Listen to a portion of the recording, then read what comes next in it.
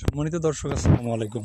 তো আহ, আমি আজকে এখন বর্তমানে আছি হচ্ছে বড়বগি ইউনিয়নের তালতলী উপজেলার বড় ভাইজোরা গ্রামে। তো বড় ভাইজোরা গ্রামে আসলে বিলের ভিতরে আমি আছি এখন। এই যে বড় বড় তালতলী তাপবিদ্যুৎ কেন্দ্রের যে টাওয়ারগুলো, তো গ্রামে আসলে এখন বর্তমানে খুব সুন্দর, আল্লাহর রহমতে বছরের ফসল। তো এই হচ্ছে গ্রামের দৃশ্য, আকাশে সূর্যের অনেক তাপ বর্তমানে, তারপরও যাচ্ছি দুপুরবেলা।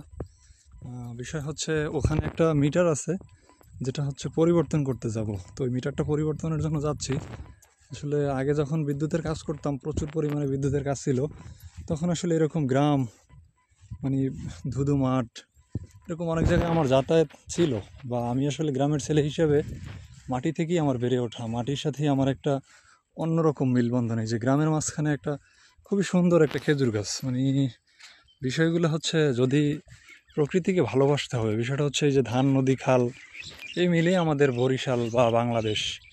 তো বা পরিবেশকে ভালোবাসতে হবে, প্রকৃতিকে ভালোবাসতে হবে, তাহলেই আসলে এগুলোর আসলে আসল যে মজাটা ওইটা পাওয়া যাবে। যদি প্রকৃতিকে ভালো না বাসে, তাহলে আসলে এগুলো কিছুই মনে হবে না, মনে হবে প্যাক কাদা।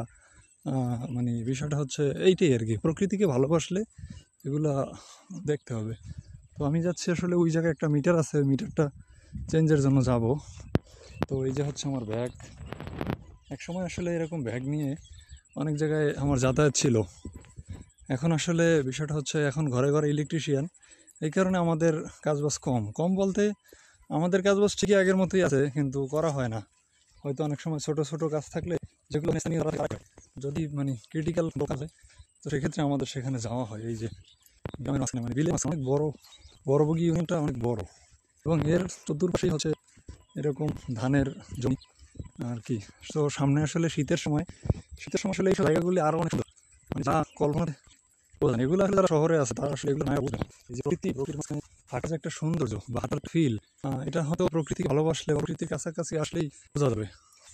তো এই যে মাঝখানে একটা গাছ, যেখানে হয়তো কৃষকের ছাওয়া পাবে, এই যে, তো এটাই আর কি, প্রকৃতি ভালোবাসে, প্রকৃতির মায়া করে যে। তো ঠিক আছে, ধন্যবাদ, সকলকে ভালো থাকবে।